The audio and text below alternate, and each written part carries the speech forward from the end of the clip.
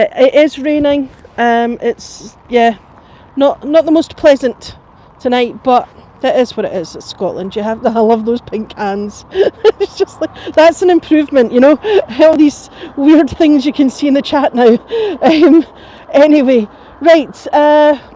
Yes. So my name is Sam Thompson. I'm an Edinburgh tour guide, and I've been a tour guide for 23 years.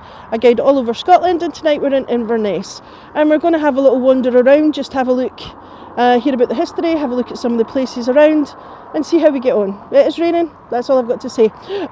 So we'll see how it goes. Now I am going to turn you round so you're not looking at me. There, that's much better. Pressure's off. Very clear. Excellent. Thank you. Right, so where we are, the hill behind the statues here, if you were to go up there, it would take you up to the castle, and we're right next to the river. So I just thought I'd stop and show you faith, hope and charity, these statues. Now these are three virtues: faith with the Bible in the middle there, hope with the child, and charity with the anchor. So that's the three virtues we've got here. They're about 9 feet tall, and they weigh about 4.2 tons each. Yes, back in the day when a lady was allowed to have, you know, some meat on her bones. Anyway, don't get me started. Now, they're actually looking towards the River Ness. I'll just show you where we are, bring you round, just so you can get your bearings. Yeah, so behind us is Castle Road, and you've got Ness Bank, which is the road that I'm standing on at the moment. Now, these three statues were originally on top of a building at 3 High Street in Inverness. It was actually the Young Men's Christian Association, and that was the 9th branch to open in Scotland. So the YMCA commissioned local sculptor Andrew Davidson of Messrs D and A Davidson to sculpt the three figures, and they're from Greek mythology, and each figure is holding their own attribute. So faith has the Bible, hope has the anchor, and charity, you can see we've got the children there. Now, if you look at the plinth though, they've actually put faith, hope, charity, when in actual fact it's hope, faith, then charity. And apparently they were on the building in that order, so they were never in the order we're used to saying them. Oh, there's a helicopter. So yeah, so they're beautiful, but they were at the top of this building, like I say. Now, there is a nice little board here that gives us a wee picture of them on the building. So I'll just let you see, just here. So that was them in situ, and they were in that order. So this is how they were ordered originally.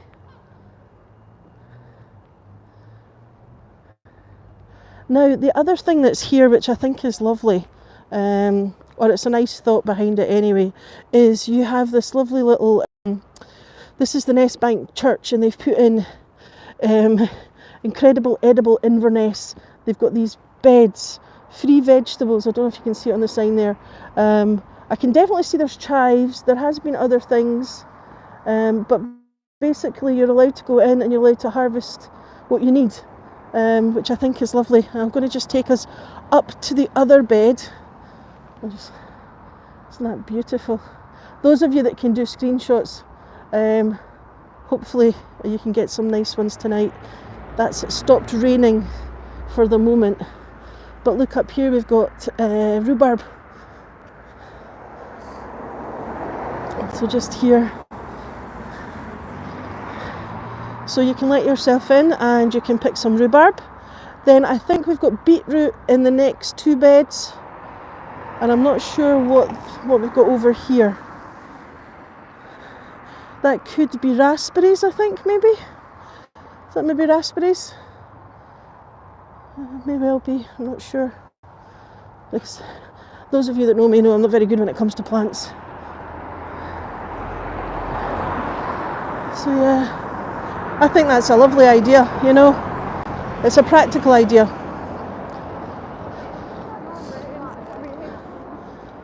There we go. Hi everyone that's just joining.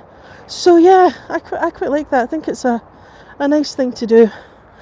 The population of Inverness is about around 47,000 in the actual city itself. And Inverness, for those of you that have not been before, it means mouth of the River Ness. And the Ness part could be going back to the Picts, where Nessa was like river goddess. Oh, excuse me, I have to take my hood down now, it's too hot.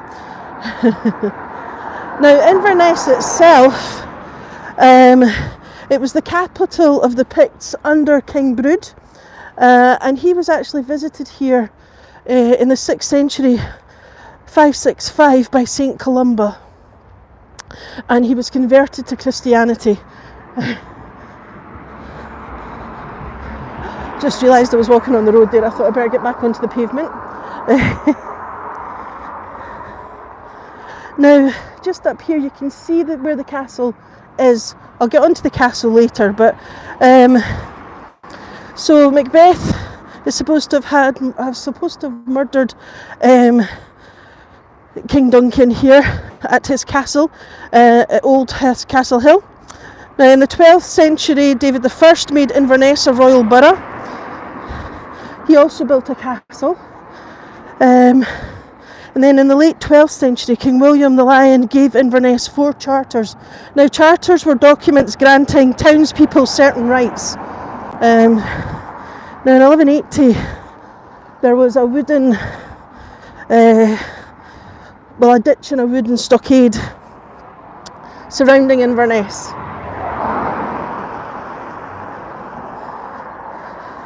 It's actually, now that the rain stopped, it's quite pretty. I love seeing all the daffodils out actually. They've lasted really well this year.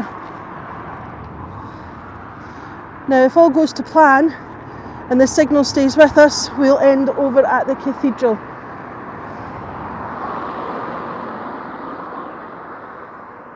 So if you do come to Inverness, it's quite compact. Yeah, it is pretty in the rain as well, I've got to admit. Especially when you get the lovely reflections and things.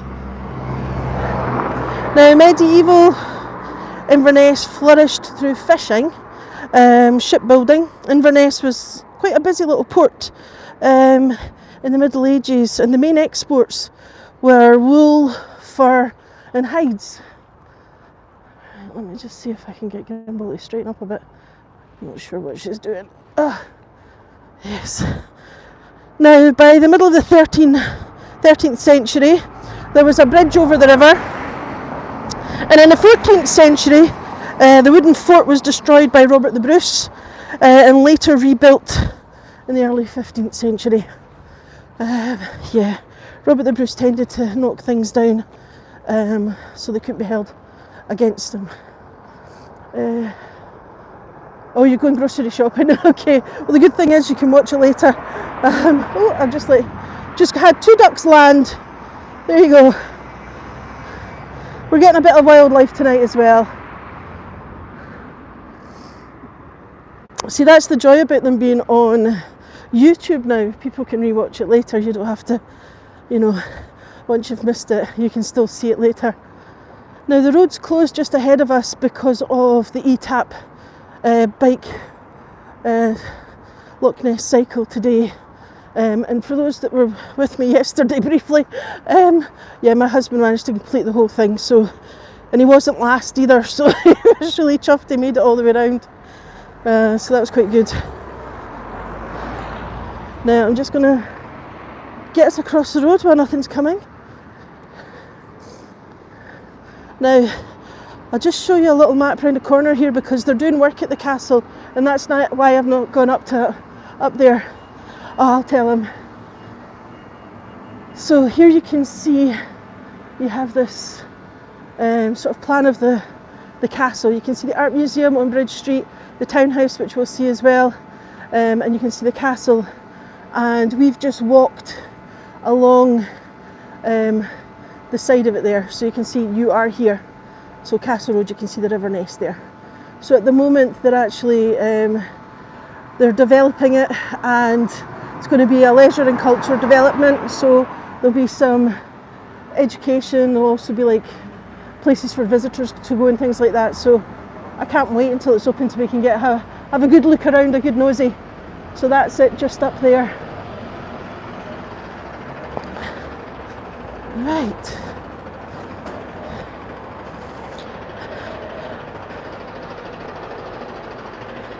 There's lots of places in Inverness, in this area, if you want to eat. So there's lots of choices, lots of places doing live music, things like that as well.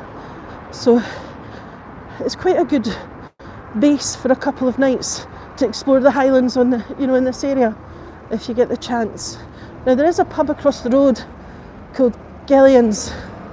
It's green with gold lettering. Now it says it's the oldest pub in Inverness. There is another couple of pubs that say that they're the oldest as well, but anyway, it's a difficult one to prove. Now it definitely dates back to 1841, and the name, as was the practice at the time, the name of the pub is after the landlord. So that was the name of the landlord.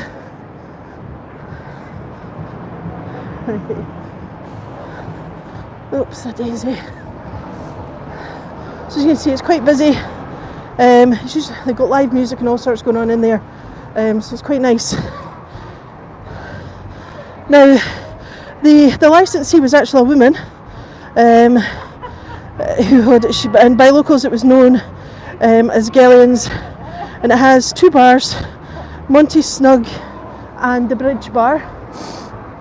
William Topaz McGonagall, who was a poet, he was a very, I don't know if you can hear he was a very bad poet. I don't know how to describe McGonagall. Anyway, the most miraculous minstrel is described as the best of the world's worst poets, and he actually gave a poem's recital in a hotel on this side of the street opposite Gillians in 1894, and it was for the Heather Blend Club. Yes, McGonagall's poetry was kind of, there is a hill with a coo, it's not there new, that kind of thing. It wasn't as you think of major poetry, but each to their own. Robert Burns actually visited Inverness, and he stayed at Echo's Hotel here as well, which is where I'm standing is where the hotel that McGonagall stayed at gave the recital. But as you can see, it's actually a woolen mill now. The building's long gone, so I thought Gillians was better to be looking at. Now, yeah, there's still some beautiful buildings in Inverness. It's like everywhere though, you've just got to remember to look up because there's so much detail above your head.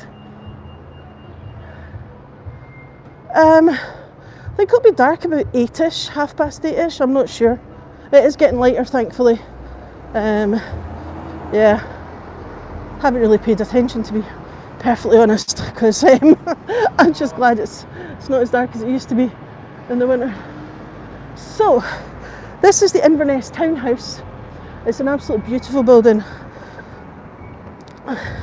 It was constructed in 1882 by a design by William Laurie, and it's kind of a mixture of Flemish and sort of Scots baronial style architecture. At night they light it up and it looks beautiful. Now it's sitting on the corner of Castle Street and the High Street, and it's only 2 stories high. It looks much bigger, but if you look at the size of the windows on the second floor, you get the idea. There's a big hall up there. So it's only 2 stories high. The corner, you've got these really lovely slim turrets. They remind me a bit of Dunrobin Castle as well. They're very slender. The Scots baronial turrets are usually quite chunky compared to these. Now above the entrance there's actually 2 plaques showing the borough's coat of arms, and they date from 1686, and they were reclaimed from the old Ness Bridge, which was demolished in 1849 when it was really badly damaged after a flood. So if I can come over here, stand in front of this car, and I hope nobody tries to get into the space, and then we look up.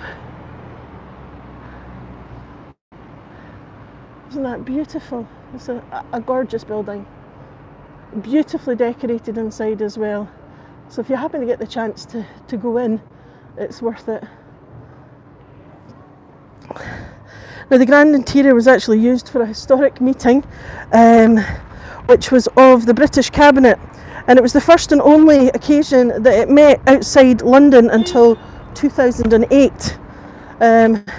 Now, in September 1921, Prime Minister Lloyd George was actually on holiday in Gairloch, and when Southern Ireland wished to secede, they had to hold a meeting, and Winston Churchill also attended it, so did George V. So it was a very historic meeting to be held in such a little place. Now, there's lots of symbolism on the building, there's lots of animals and things, but we do have two dogs right at the very top. We can just see one poking over the edge next to the turret there. Okay. Sorry, I'm just trying to see what that says. Oh, it's Tish here. Hi, Tish. There. Hi, everyone. Right, so we have the wolves at the door. Aren't they gorgeous? Now, the wolves once roamed the Highlands, and the sculptures are basically to remind us and visitors of the area's beautiful wild landscape that once, well, in fact, you can still see in the distance there, but yeah, we no longer have wolves. Now, the stone wolves were created to replace the missing statues of the dogs. So the two dogs at the top there were missing, and these were made to replace them. And when, however, just before the wolves were actually meant to be installed, there was a change of venues, and in September 2017, I think it was, the two original statues were accidentally uncovered in crates during a clear out of one of the offices when it was being moved to an alternative council storage unit. So yeah, so it was a happy accident that they were found, and so they put the wolves at the door here. And this is just a little plaque showing you a bit of information about them. You can see here, this is a representation of a carving that you would have seen on Pictish stones and things. I'll just show you. Sorry, it's not easy with the reflection there, but you get the idea. So yeah, so we have the wolves at the door.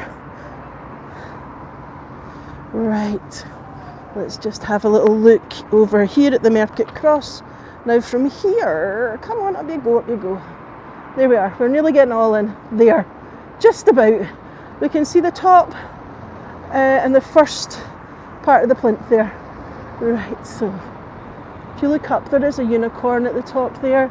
You can see modern parts, you can see older bits.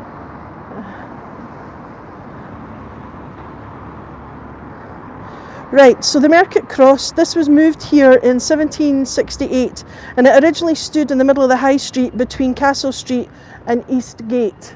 So it originally was in the middle of the street rather than being off to the side here. So you can see this is High Street. I don't know if you can read the place name there or not, but anyway, we'll come round again. Now, the Clapnacuvan stone here, this is actually quite an important little bit of history, this stone. It means Stone of the Tubs, and it was where the ladies who had done their washing down in the river,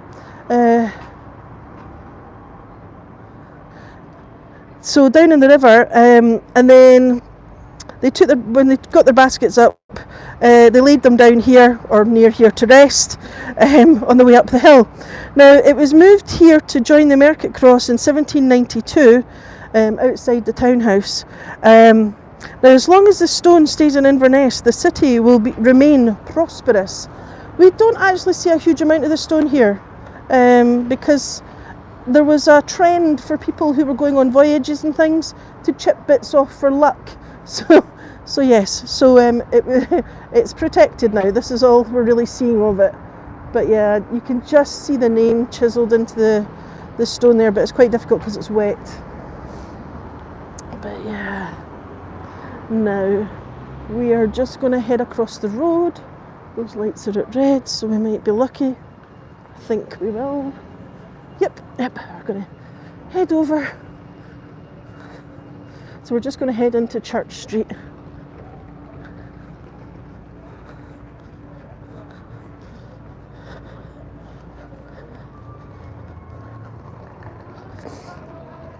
Now when you come, I'm going to head along in a second, I just want to show you one of the plaques. When you're walking about Inverness, if you're roaming about, there are little plaques that give you little snippets of information. So here you can see this little green plaque, and it's got Tolbooth Steeple. Okay, so that's just telling you a little bit about it. So the steeple and old courthouse was built in 1791 by Provost William Ingalls of Kingsmill on the site of the medieval borough Tolbooth, and the architect was William Sibbald, builder Alexander Lang.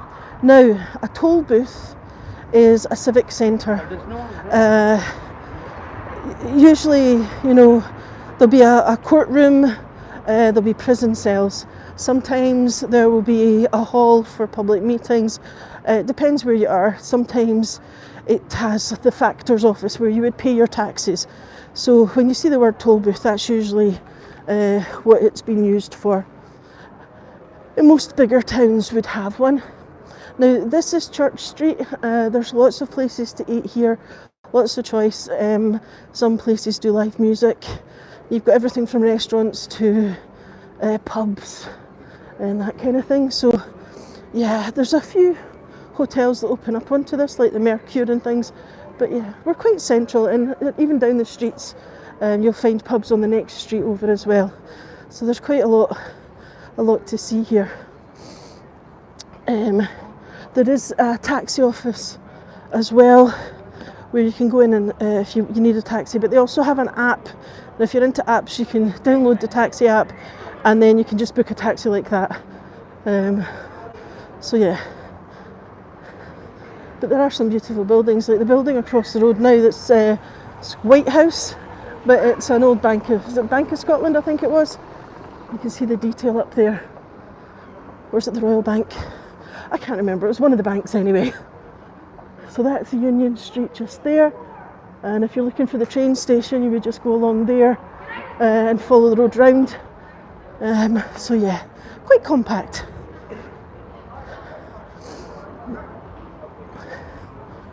Right. It's quite a long street when you're walking along it.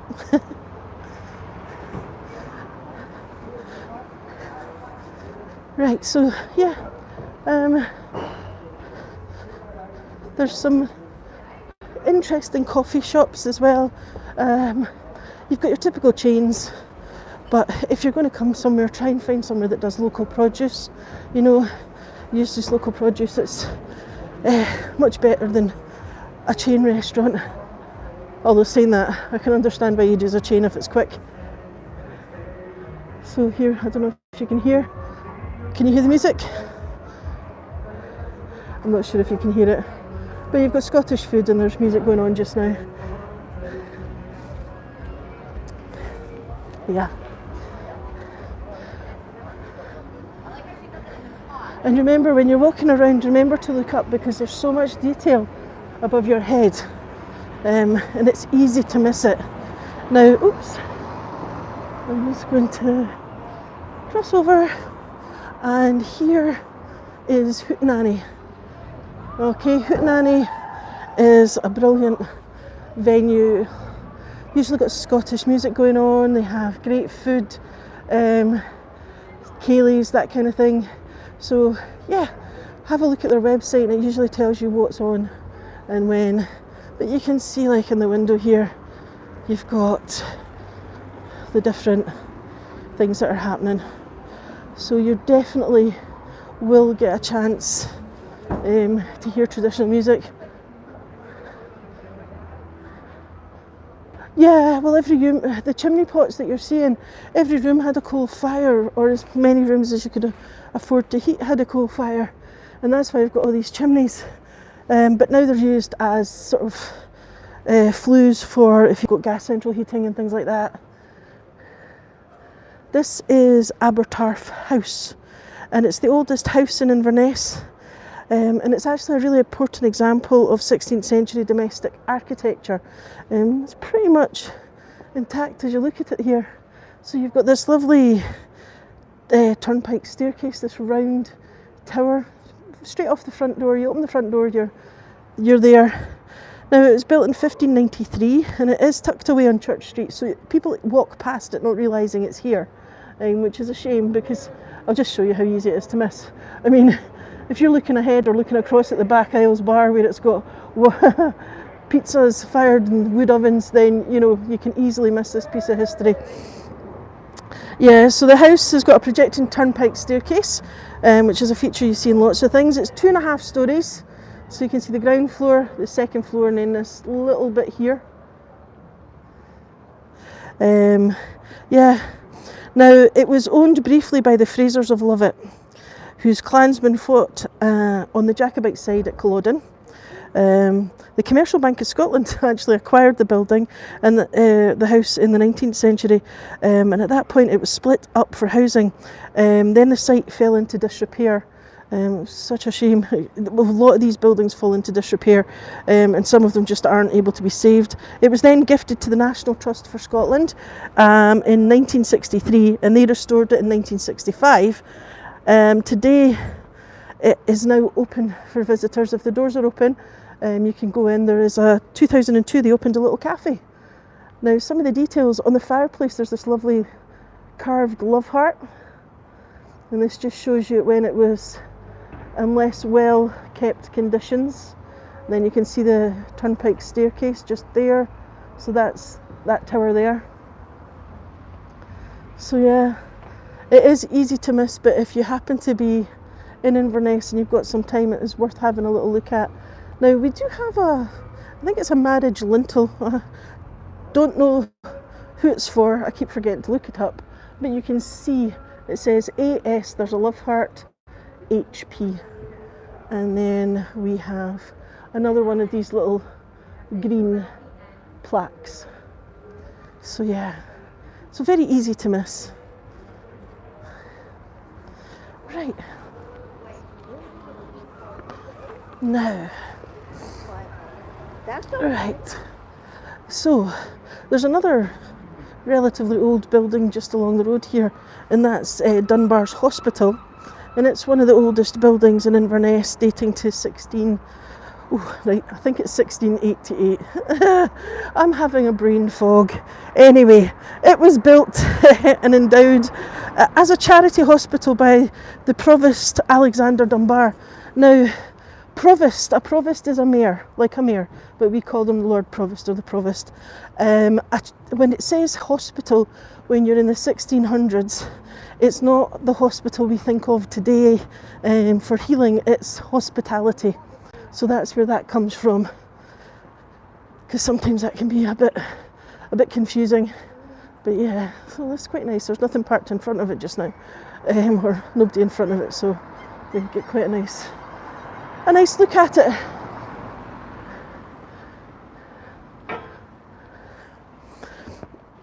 Now, over the years it's been used for several purposes.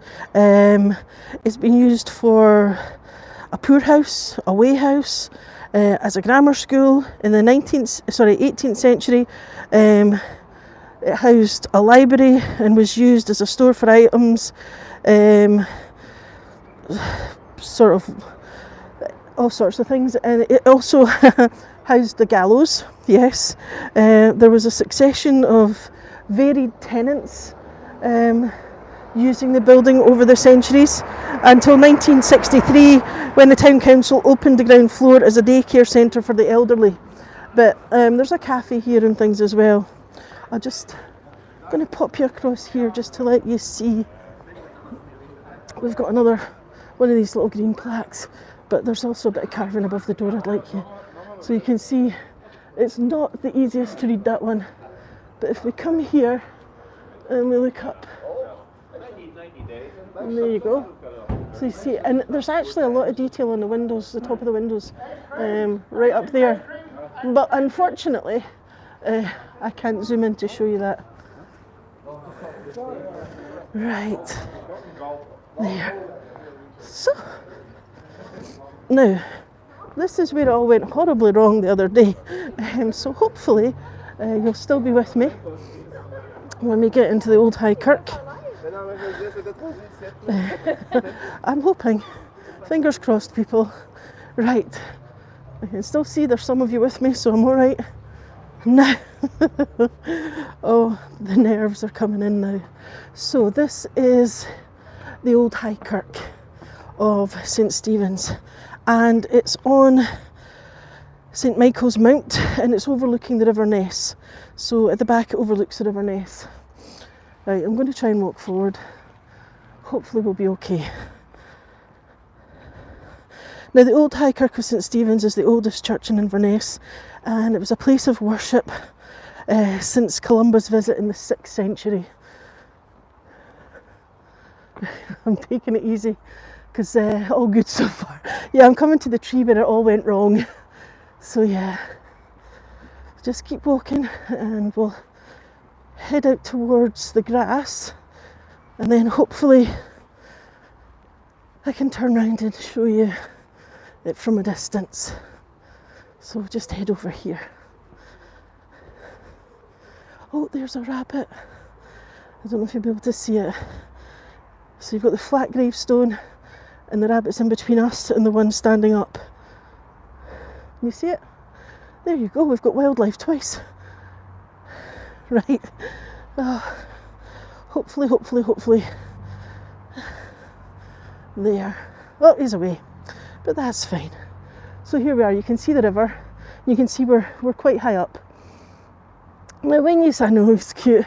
When you hear High Kirk, it's usually the church that's built on the highest point in the town. We will get a better look at this from the other side of the river. Yeah. Now, much of the building was reconstructed in the 1770s. The base of the tower, so it's much older. We think that dates back to the 1300s, the bottom part of the tower. Yeah, so it's much older, and it's the oldest standing building in Inverness. What's unusual is you can't get into the base of the tower through the church. You have to come out the church and go in from the outside. Now, following the Battle of Culloden on the 16th of April 1764, which lasted less than an hour, the kirkyard was actually the site of an atrocity. The church was used as a courtroom. It cost less. Basically, there were so many prisoners, to transport them down to England would have cost a fortune. So following the loss of the battle, hundreds of Jacobite prisoners were brought to Inverness, some of who were imprisoned in the tower of the church. So yeah, they were through that blue door there.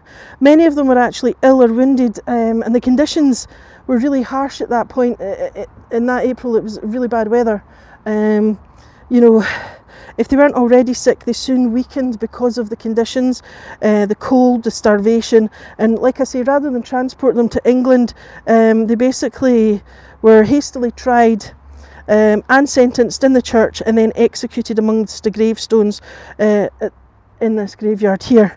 Yes, now across the water is Baling House, and we will see that close up in a minute once I've gone across the bouncy bridge. But where all the scaffolding is, it's kind of in the middle of the picture now.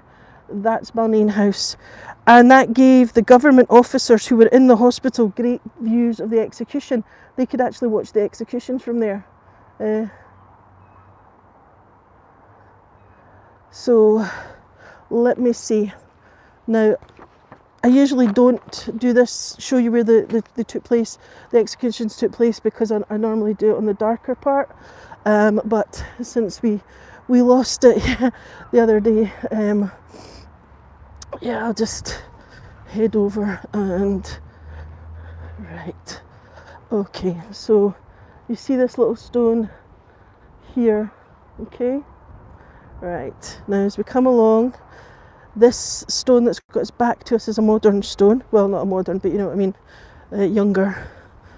And what they would do is the prisoners who couldn't stand, they would lean up against the stone, and then that groove in this gravestone was used for the musket to aim, and then they were shot.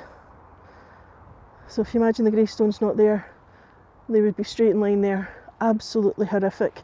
The ones that could stand were actually shot outside the tower.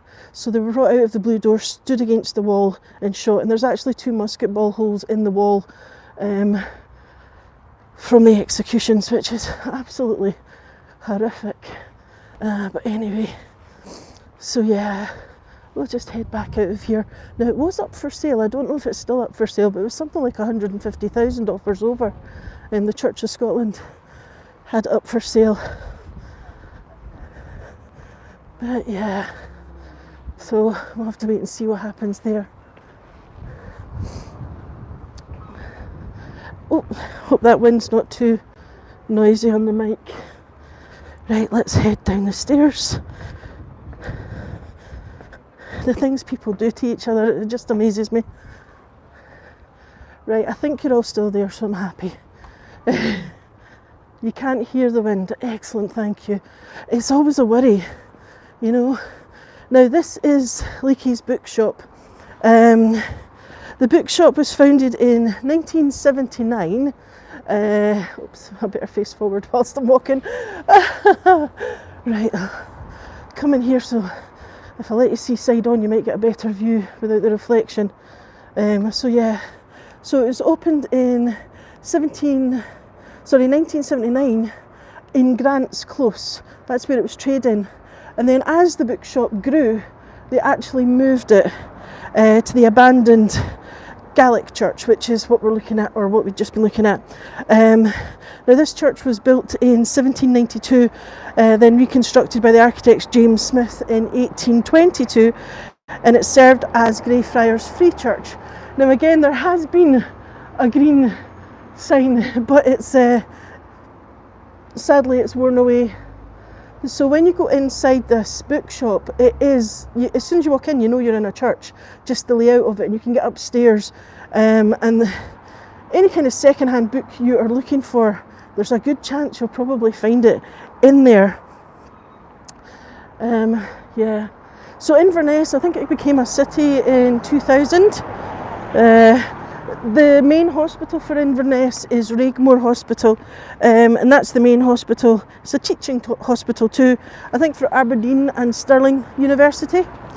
So, and there's colleges, there's all sorts of connections here. Inverness is like the capital of the Highlands. Now, the telephone exchange, which is this building here, before we all had mobile phones and landlines, or even rotary dialing.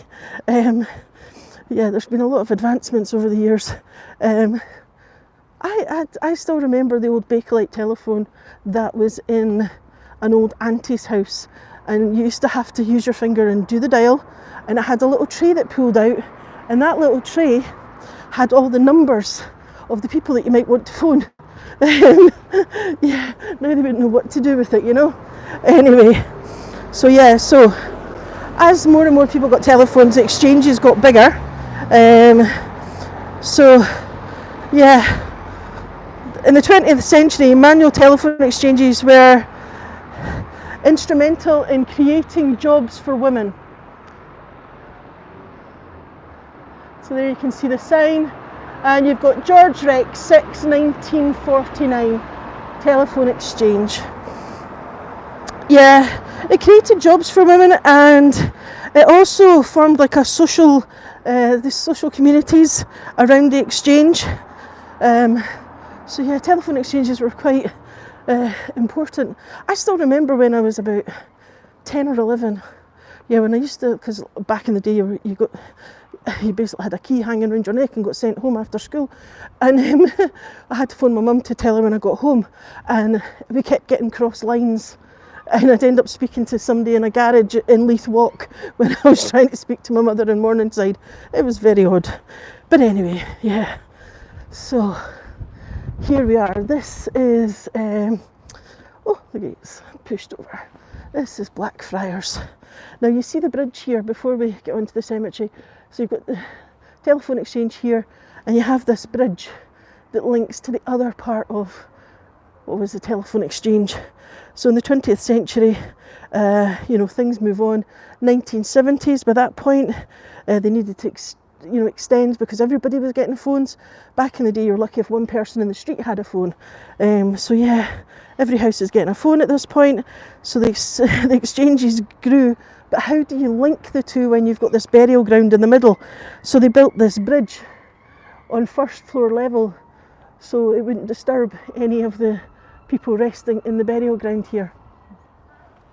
So, oh, there's a seagull. Noisy, they are noisy.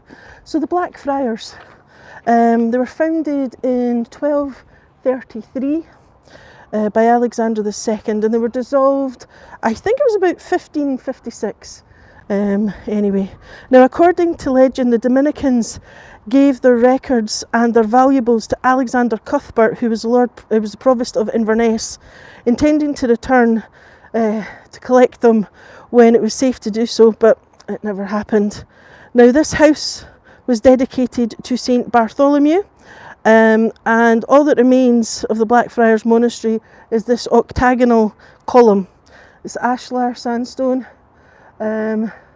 So as we look at it here though, I'm just going to come forward, and then if you look up, you can start to see the ribs there. Yeah. Now I think it's 70 centimetres wide, and all that remains of the spanning arch there, which would have been about, you can just see where it starts at the top here, it would have been about 2.4 metres above the ground level. The site was actually scheduled in 1966, so it was protected at that point. Now, wait till I show you over here. We've got that column, but we also have another piece of carving which would have been lying flat. It's like an effigy. So it's a knight. Let's show you him here. Just against the wall. See him? So you have a knight. You can see his belt. And then coming down here, you can see the sword. So that originally would have been lying flat on top of a tomb. But to preserve it, it's been placed into the wall there. Right. Okie dokie. Let's just head out. Excuse me.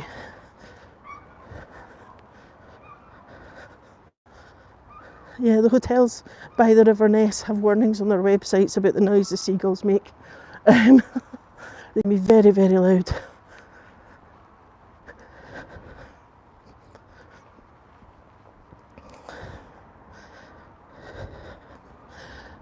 Right, down we go. Let's get across the road. And here you can see the church. Sorry, I missed that comment. They move that quickly, I keep missing them. Thanks, Cynthia. It's nice to have it working for a change. So yeah, I don't know, everybody said Streamlab was the way to go, but I tried it again today and couldn't get on, so far it seems to be okay. We're on just YouTube, so yeah, still be a bit more experimenting, you know, what it's like when you're trying something new.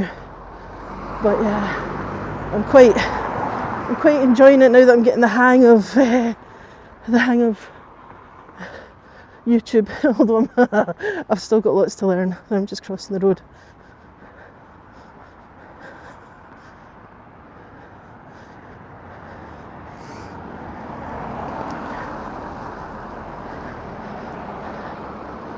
Thanks, I'm glad it is, Tish, thank you.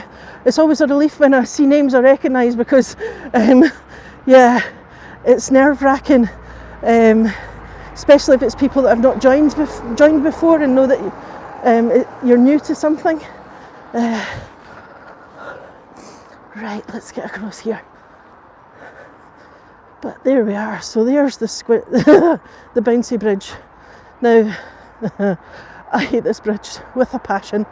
We are going to cross it in a minute. It's one of there's quite a few pedestrian bridges in Inverness. There's another one like this further up the river that links to the Ness Islands. There's a lovely circular walking route you can do, and I did a tour on Friday. We did that. See, that's the problem, because I'm so used to seeing people's kind of handles on Hago. I don't recognise them when it's the real name. I recognise you, Janie, but you know what I mean? It's like, quite a shock.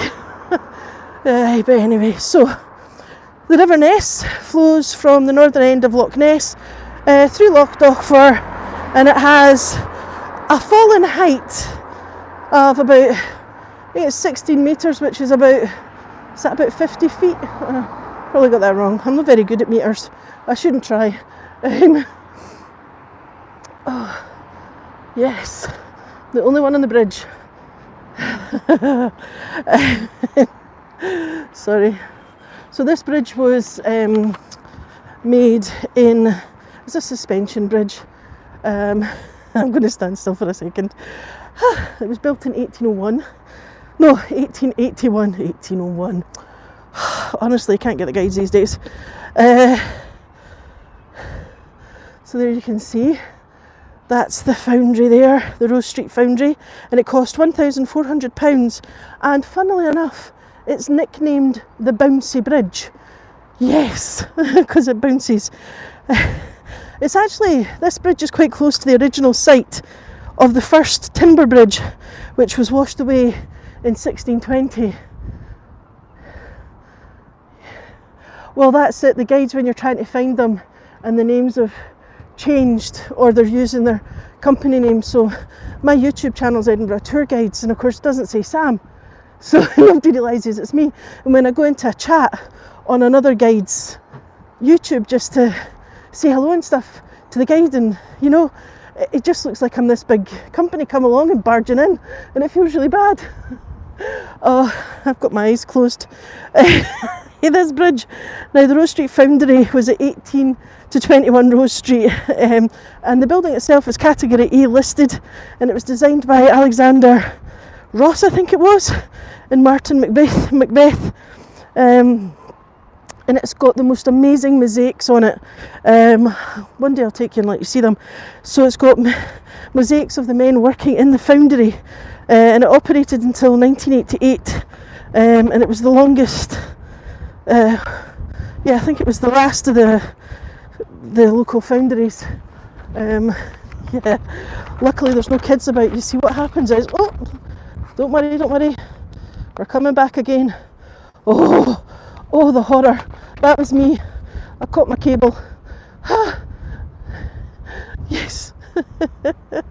Oh, right. Anyway, yeah, usually if there's kids, they bounce up and down on the bridge, and yeah, it makes me really queasy. So that's us looking back at the Old High Kirk. Oh, it's getting a bit, the temperature's dropping, and the sky's getting greyer, so I think we're in for a downpour at some point. Now this is Baling House. Now it is actually covered in scaffolding at the moment, so it's not looking its best, but it's a lovely Georgian house.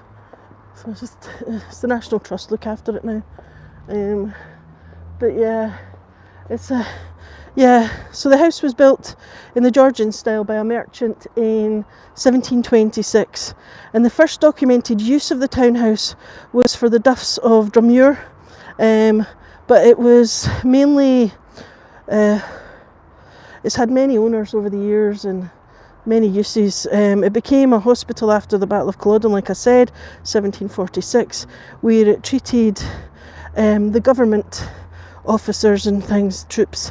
Now today it's the office for the National Trust for Scotland. Scaffolding, I know. In the 1880s though, it was actually the Highland base for the Ordnance Survey, so the map makers, and the building itself was saved from demolition, saved from demolition in the 60s, I can't remember the exact date, by Inverness Civic Trust.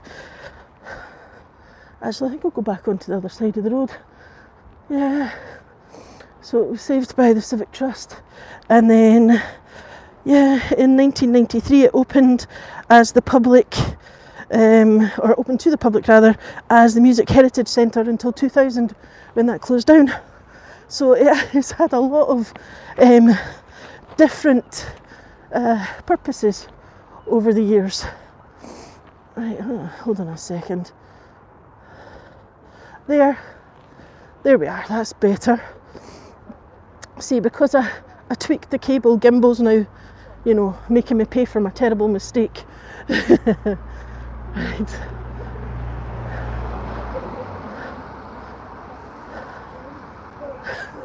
I know whoever makes scaffolding here must make a fortune. We had a roof repair done. We're a block of 6, so we had a roof repair done, and the scaffolding was up for 3 months, and the actual repair took 2 hours. So you couldn't make it up. Whoever owns scaffolding is, you know, kerching. Yeah, lucky them. Right, now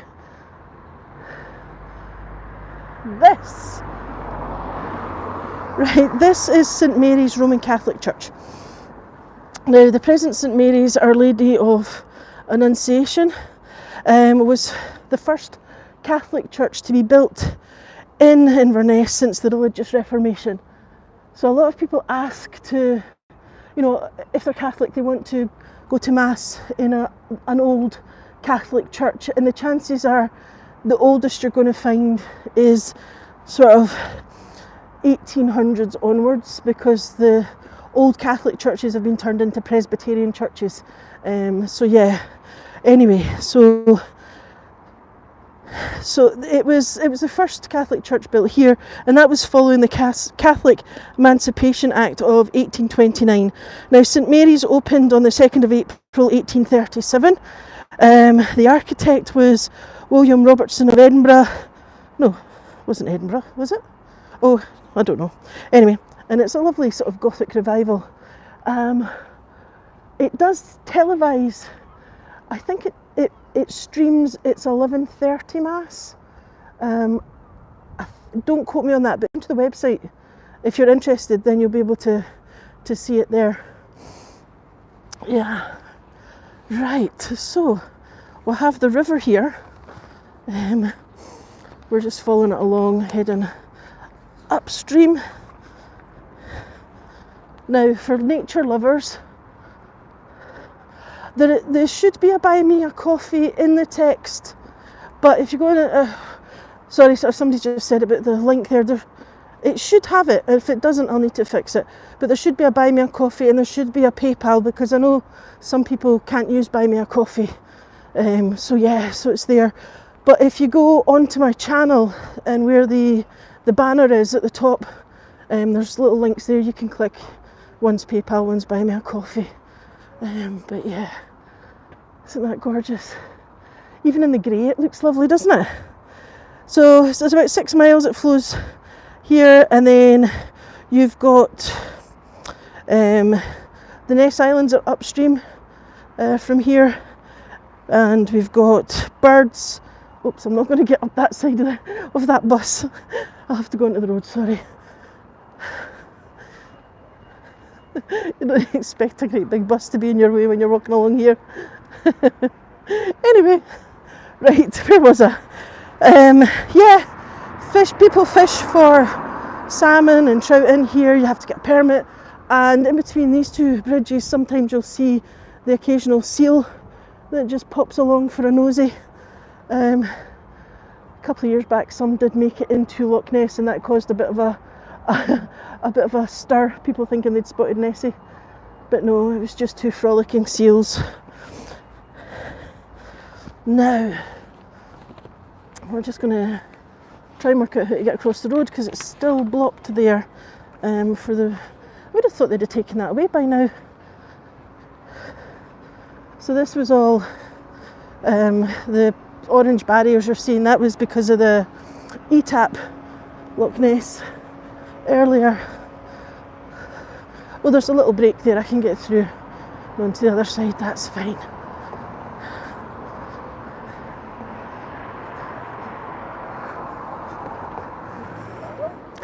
Right. So I'm just waiting for the lights to change, and there's some more places to eat here. And just down there, where the green sign is, that's a laundrette. If you're ever staying in Inverness and you need to do washing, you can go in and do it, or they actually have a service where I think you hand it in the morning and then you pick it up in the evening. So yeah. Right, so we'll just head down the road a little bit, so I'm away from the traffic noise, and then we'll have a look at the castle from this side.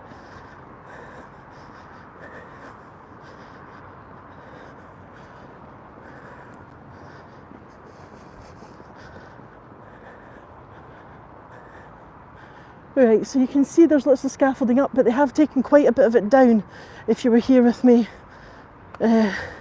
last year. So yeah, it's nice to see it's getting close to being finished. So Inverness Castle today, we've got the two castellated buildings. The one on the left there without the scaffolding, that's the older one. Sorry, that's the younger one, that was the prison. So the first one dates from 1830 and it was built as a courthouse, which is behind the scaffolding, we can't really see it. The second one was completed in 1840 and that was the prison. We're in a really, for a castle, this is a really good location. It's high up, you can see for miles around, you know. You've got the river down here. Anyway, so the castle was the most prominent building in Inverness, and it towers over most of the city. You get fantastic views. Now you see the building on the left, there's quite a chunky tall column, and then there's a little bit of glass on the top just where the thinner column is behind it. That's the viewpoint, and before it closed down to be refurbished, you could actually climb up to the top and you've got the most stunning views looking down on the city from up there. So hopefully when it reopens, that'll still be accessible. I mean, you had to pay to go in, but it was worth it for the views. The castle as we see it today is occupying the position of the medieval forts that once dominated the borough here. Now the original well for the medieval castle is actually still up there, and you can see it when you walk around the grounds. So yeah, there's quite a long history to it, although what we're looking at is fairly modern compared to the history of the building itself. I'm just going to start walking us along the road here a little bit. Now, Mary Queen of Scots, don't mess with Mary Queen of Scots. She arrived in Inverness in 1562 and came to Inverness and tried to enter the castle, but the governor refused to admit her because his family had a disagreement with the Queen, so he wouldn't let her into the castle. She stayed elsewhere in the town, but later she hanged the governor. He was hanged, you know. Don't mess with the Queen, let her in. Yeah, what a silly thing to do, eh? There. Now, there is a statue of Flora MacDonald at the front of the castle. We can't see it because of all the boarding that's up there. The statue was completed in the 1880s by Inverness sculptor Andrew Davidson. Captain Henderson MacDonald bequeathed £1,000 towards the cost of the monument, and it has a beautiful inscription. It's in Gaelic and there's an English version. The English version is, "The preserver of Prince Charles Edward Stuart will be mentioned in history, and if courage and fidelity be virtues, mentioned with honour." Now, unfortunately I can't zoom in, but you can see in the middle of the picture there's two blue boxes above the orange panelling. That thing sticking up in the middle, that's Flora MacDonald. That's the statue there. Flora MacDonald didn't fry people alive. Did I read that right? Sorry, I may have misread that. Mary Queen of Scots, if it's Mary Queen of Scots you're thinking of, at the same time as Mary Queen of Scots, in that period there was Queen Mary in England, and she is known as Bloody Mary. She's a completely different person, completely different character, and there was a lot of issues around that one. So yeah, so if that's what you were meaning, it could be that. Sorry, the thing went too quickly for me to actually catch it. Right, now there's lots of hotels here as well, on either side of the river. So when you come to stay here, it's fairly good. Yeah, Bloody Mary. She was a. Natalie's probably the one you should ask about Bloody Mary. So this is just letting you see kind of where we are.